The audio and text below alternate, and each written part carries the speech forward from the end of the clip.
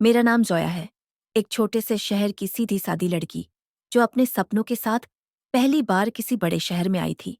College में admission मिला था, हॉस्टल में कमरा भी, लेकिन दिल में डर था और आंखों में अकेलापन। पहले दिन ही समझ आ गया था कि यहाँ हर चेहरा तेज है, हर कदम फास्ट और हर बात हिसाब से होती है। ऐसे माहौल में मैं बस किसी कोने की तलाश में थी, जहां मैं खुद को छुपा सकूं। उसी दिन मेरी मुलाकात हुई रिहान से। कॉलेज कैंपस में मेरी फाइल्स गिर गई थीं और कुछ लड़के हंस रहे थे। तभी किसी ने धीरे से सब फाइलें उठाईं और कहा, ये लो, संभाल कर रखा करो। शहर थोड़ी ना है तुम्हारे गांव जैसा।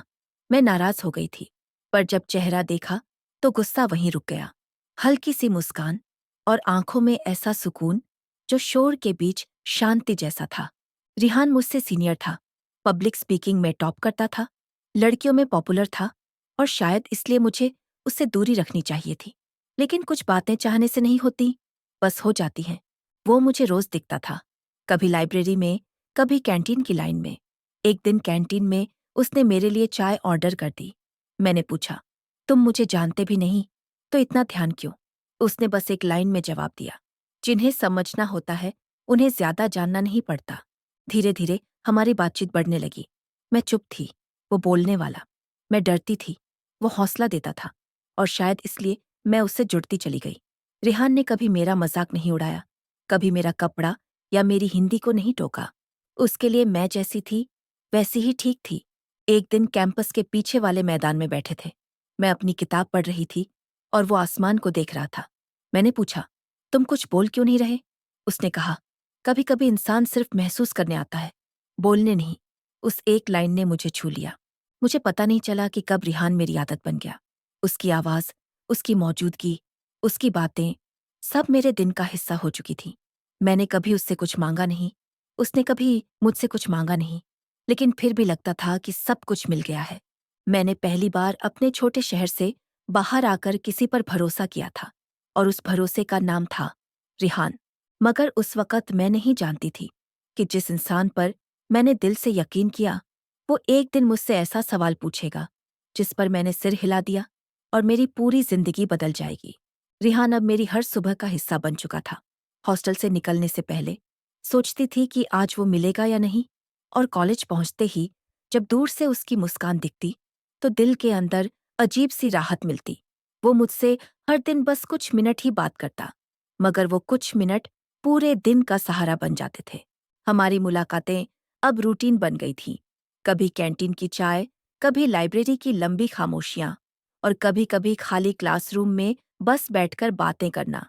रिहान बहुत पढ़ाकू नहीं था, लेकिन जब बोलता था तो लगता था जैसे जिंदगी को किताबों से नहीं, जमीन से पढ़ा है। एक दिन उसने कहा, तुम्हारी आंखें बहुत कुछ कहती हैं, जोया, बस सुनने वाला चाहिए।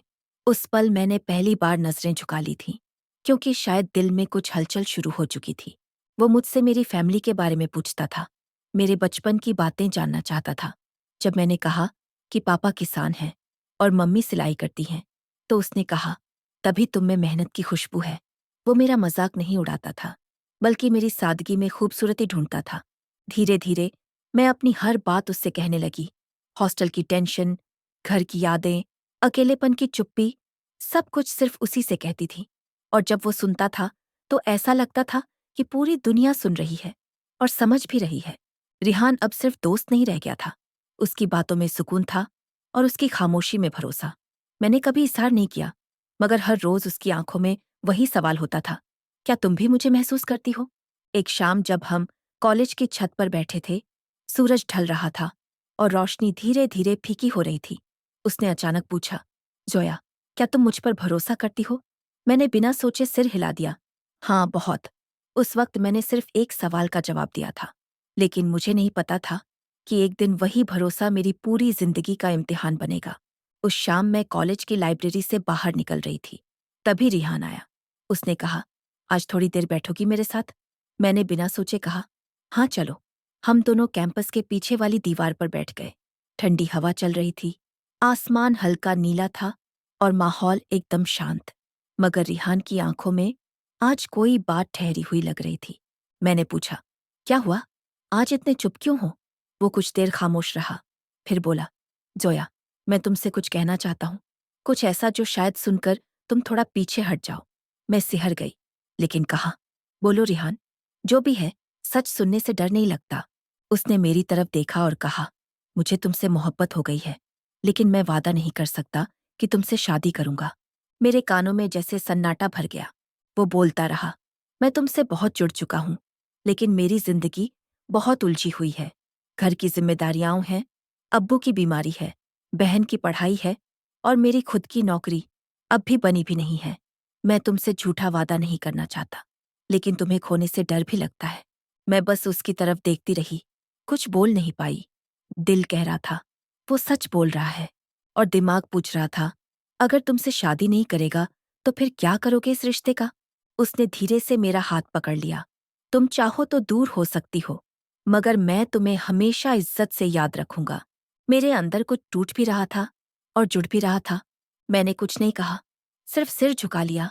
शायद मेरी खामोशी ही मेरा जवाब बन गई। उस दिन मैंने ये नहीं सोचा कि कल क्या होगा, बस उस एक पल को जी लिया, क्योंकि प्यार में कभी कभी वादे नहीं, एहसास काफी होता है। पर मुझे नहीं पता था कि यही सच, जो उसने ईमानदारी से कबूला था, एक दिन मेरे सबसे बड़े टूटने की वजह बन जाएगा। कॉलेज का आखिरी साल था, एग्जाम्स खत्म हो चुके थे, और उस रात कॉलेज का फेयरवेल प्रोग्राम था। पूरी यूनिवर्सिटी रोशनी से जगमगा रही थी। हर लड़की सजी हुई थी, हर लड़का तैयार, और मैं बस रिहान को देखती रह गई। ब्लैक शेरवानी में वो बहुत अलग लग रहा था। वो भी मुझे देखकर मुस्कुरा उठा, जैसे कह रहा हो, बस तुम आ गई, अब सब पूरा है। फेयरवेल के बाद रिहान ने कहा, चलो कहीं दूर चलते हैं, आज आखिरी रात है, पता नहीं फिर कब मिलना हो। मैंने मना नहीं किया, क्योंकि उस वक्त मेरा भरोसा मेरी मोहब्बत से भी ज्यादा मजबूत था। हम कॉलेज के पास एक गेस्ट हाउस गए, जो किसी जानने वाले का था। वहां सब शांत था, कोई और नहीं था, सिर्फ मैं और रिहान। शुरू में हम बस बातें करते रहे, हंसे, पुराने पलों को याद किया। मैं रो भी पड़ी, इतना सब कुछ इतने जल्दी खत्म कैसे हो गया। रिहान ने मेरा चेहरा अपने हाथों में लिया और कहा, खत्म कुछ नहीं होता जोया, बस वक्त बदलता है। मैं तुम्हें कभी भूल नहीं पाऊंगा। फिर थोड़ी देर बाद उसने मुझसे पूछा, मुझ पर भरोसा है? मैंने बिना एक सेकंड लगाए कहा, हाँ, पूरी जिंदगी जितना। उसने मुझे अपने करीब खींच लिया। उस एक पल में मेरी धड़कनें रुक गई थीं और आंखों में आंसू आ गए थे। मैं नहीं जानती थी ये प्यार था या जज्बात, मोहब्बत थी या मोहलत, लेकिन उस रात मैंने सब कुछ रिहान को सौंप दिया। मैंने उसे अपना दिल, अपनी आत्मा और अपना शरीर, सब कुछ सौंप दिया, क्योंकि मुझे यकीन था कि वो मेरा है और मैं उसकी हूँ। रात की खामोशी में सिर्फ सांसें थीं और उस भरोसे की आवाज, जो मैंने उसकी आंखों में देखी थी। वो एक रात थी जहां मैंने सिर्फ महसूस किया, कुछ नहीं सोचा, लेकिन मुझे नहीं पता था कि सुबह होते ही वही रात मेरी सबसे बड़ी गलती बन जाएगी। जिस भरोसे पर मैंने खुद को सौंपा था, वो भरोसा अब मेरी सबसे भारी तड़प बनने वाला था। सुबह की रोशनी कमरे की खिड़की से अंदर आ रही थी, मगर मेरी आंखें पहले ही खुल चुकी थीं। मैं चुपचाप बिस्तर पर बैठी थी। रिहान मेरे पास ही था, लेकिन उसकी आंखें बंद थीं, जैसे वो सब कुछ भूल चुका हो और मैं सब कुछ याद कर रही थी। कुछ देर बाद वो उठा, मेरी तरफ देखा, मुस्कुराया नहीं, कुछ कहा भी नहीं। मैंने धीमे से पूछा, अच्छा लगा कल की रात? उसने सिर हिलाया, हाँ, लेकिन अब मुझे निकलना होगा, एक काम है। उसने मोबाइल उठाया, शर्ट पहनी और सीधा बाहर जाने लगा। मैं पीछे से देखती रह गई। ना एक आलिंगन, ना एक मैं फिर आऊंगा, बस एक खामोशी जो उस कमरे में ठहर गई। मैंने खुद को बहुत समझाया, शायद जल्दी में है, शायद बाद में बात करेगा, लेकिन उस दिन के बाद उसकी आवाज फिर कभी वैसे नहीं आई। वो रात जो मेरे लिए सब कुछ थी, उसके लिए शायद बस एक याद बनकर रह गई थी। मैं हॉस्टल लौटी और सारा दिन बस फोन की स्क्रीन देखती रही, न कॉल, न मैसेज। शाम को मैंने खुद कॉल किया, फोन बजा, पर उठाया नहीं। मैंने सोचा, थका होगा, सो गया होगा, कल बात होगी। लेकिन अगला दिन और उसके बाद वाला दिन, रिहान की आवाज मेरी जिंदगी से जैसे गायब हो गई। जो लड़का हर सुबह गुड मॉर्निंग कहता था, अब एक आर यू ओके भी नहीं पूछ रहा था। मेरी आंखें सूख गई थीं, लेकिन दिल अब भी उसे सच मानता रहा। फिर एक दिन मैंने कॉलेज में उसे देखा, अकेले, मोबाइल में बिजी, और मुझे देखकर उसने नजरें फेर ली। बस वहीं मेरी आखिरी उम्मीद भी टूट गई। जिस रिश्ते को मैंने अपनी रूह से जिया था, वो सिर्फ एक रात में सिमट गया था। अब मेरे अंदर सिर्फ एक सवाल था, क्या उस एक रात के बाद मेरा कोई मतलब नहीं बचा? और मेरे पास कोई जवाब नहीं था। बस एक गहराती खामोशी थी, जो उस सुबह से लेकर हर सुबह तक साथ रही। पहले वो एक दिन खामोश रहा, फिर 2 दिन, फिर हफ्ते भर हो गया। रिहान की तरफ से कोई कॉल, कोई मैसेज, कोई सवाल, कुछ नहीं आया। मैंने खुद को समझाने की बहुत कोशिश की। शायद काम में बिजी होगा, शायद हिम्मत नहीं जुटा पा रहा मुझसे बात करने की, लेकिन अंदर की आवाज कह रही थी, जोया, कुछ बदल चुका है। मैंने फिर से कॉल किया, बार बार। फोन घंटियों तक बजता, मगर कोई जवाब नहीं आता। एक दिन कॉल की जगह इस नंबर ने आपको ब्लॉक कर दिया है जैसी टोन सुनाई दी। मैं वहीं बैठ गई। मेरी उंगलियों में कंपी थी। दिल जैसे किसी ने जोर से भींच दिया हो। जिस इंसान को मैंने सबसे ज्यादा चाहा, उसी ने मुझे सबसे आसान तरीके से जिंदगी से हटा दिया था, ब्लॉक करके। अब सिर्फ कॉल्स नहीं बंद हुए थे, मेरा भरोसा, मेरा प्यार, मेरी मासूमियत, सब बंद हो चुका था। लोग पूछते, क्या हुआ जोया, आजकल रिहान नहीं दिखता? मैं मुस्कुरा कर कहती, वो थोड़ा बिजी है। लेकिन सच्चाई ये थी कि वो अब मेरी जिंदगी में था ही नहीं। कुछ दिनों बाद मैंने सुना कि वो किसी और से मिलने लगा है। उस खबर ने मेरी छाती चीर दी। जिस रात को मैंने अपने अंदर बसा लिया था, वो शायद उसकी यादों में कभी थी ही नहीं। मैंने अपने कमरे का दरवाजा बंद कर लिया, मोबाइल ऑफ कर दिया, किसी से बात नहीं की। मैंने अपने उस भरोसे को रो रो कर विदा किया, जिसे मैंने अपनी रूह से जोड़ लिया था। रातें अब भारी लगती थीं और दिन वीरान। एक अकेलापन था, जो सिर्फ बाहर नहीं, अंदर तक फैला हुआ था।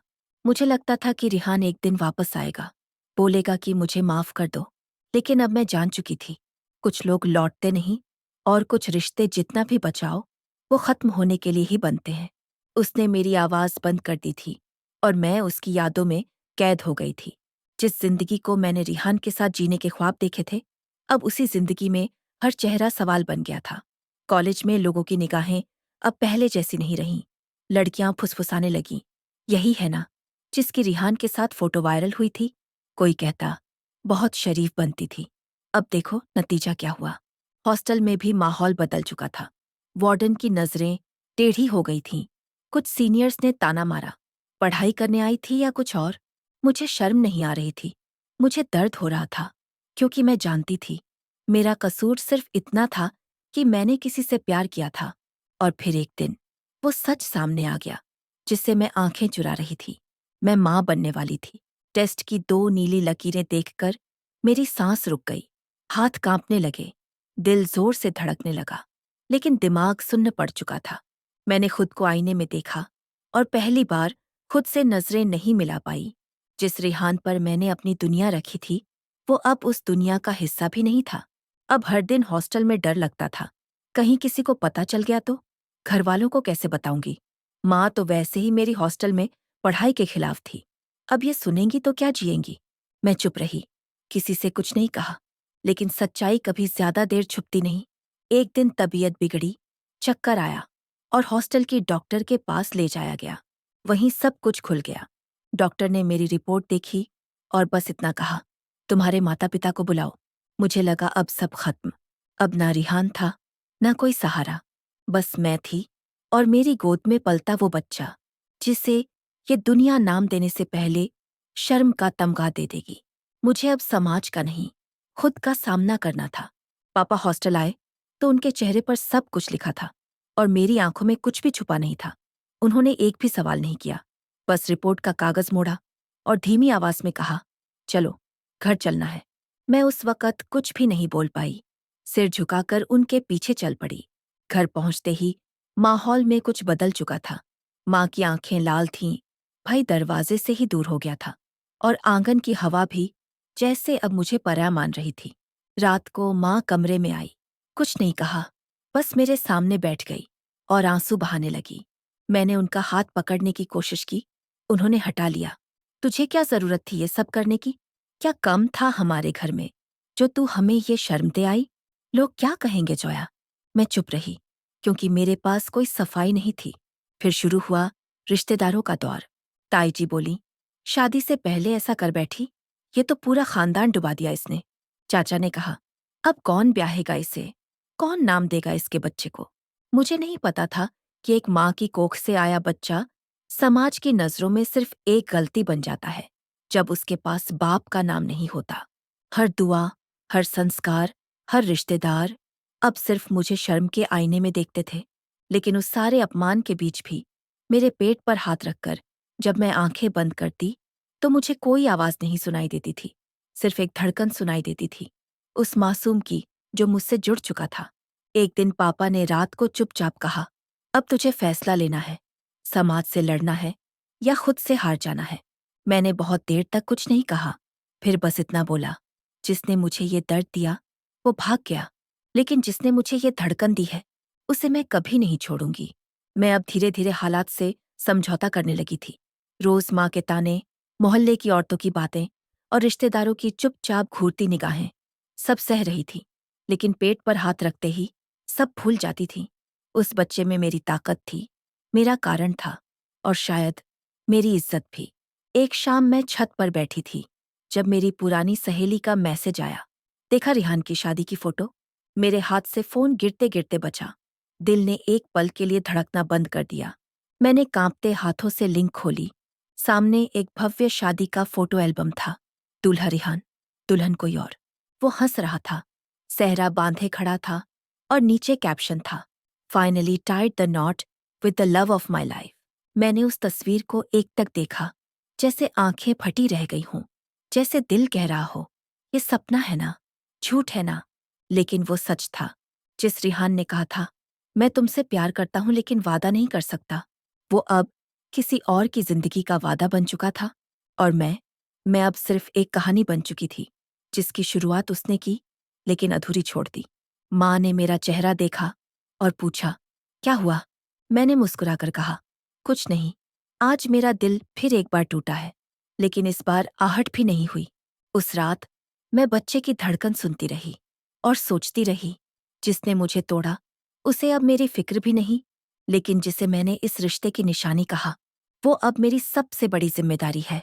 अब मैं रोना भी नहीं चाहती थी, क्योंकि अब आंसुओं से पेट में पलते बच्चे तक दुख पहुंचता था। रिहान की शादी ने मुझे पूरी तरह से आजाद कर दिया था, एक झूठी उम्मीद से, एक अधूरे रिश्ते से और एक ऐसे इंसान से जिसने मेरी मोहब्बत को सिर्फ एक रात का एहसास समझा था। रिहान की शादी की तस्वीरें मेरी यादों में धुंधली हो चुकी थी, लेकिन मेरा पेट अब बड़ा हो चला था। हर कदम भारी लगने लगा था और हर सांस में एक डर था, कैसे पालेगी इस बच्चे को? घर वालों ने बोलना कम कर दिया था, रिश्तेदार आना जाना छोड़ चुके थे। माँ अब भी रोज कुछ ना कुछ ताना देती थी, अगर इस बच्चे को दुनिया में लाकर क्या करोगी? कोई नाम नहीं, कोई सहारा नहीं। और पापा चुप रहते थे, जैसे हर बात को निगल जाना अब उनकी आदत बन चुकी थी। मैंने फैसला किया, अब मैं किसी से कोई सवाल नहीं करूंगी, सिर्फ जवाब बनूंगी। मैंने आसपास के मोहल्ले में ट्यूशन पढ़ाना शुरू किया। पहले 2 बच्चे मिले, फिर 4, फिर 8। छोटी सी आमदनी से घर चलाना मुश्किल था, लेकिन मेरे इरादे अब बच्चे से ज्यादा मजबूत हो चुके थे। दिन में ट्यूशन, रात में घर का काम और बीच में अपने पेट पर हाथ रखकर खुद को हिम्मत देना, यही मेरी जिंदगी बन गई थी। डॉक्टर ने कहा, तुम्हारी बॉडी में कमजोरी है, बच्चा संभालना आसान नहीं होगा। मैंने मुस्कुराकर जवाब दिया, कमजोरी शरीर में हो सकती है, इरादों में नहीं। लोग कहते रहे, इतनी छोटी उम्र में बिना शादी के माँ बन रही है।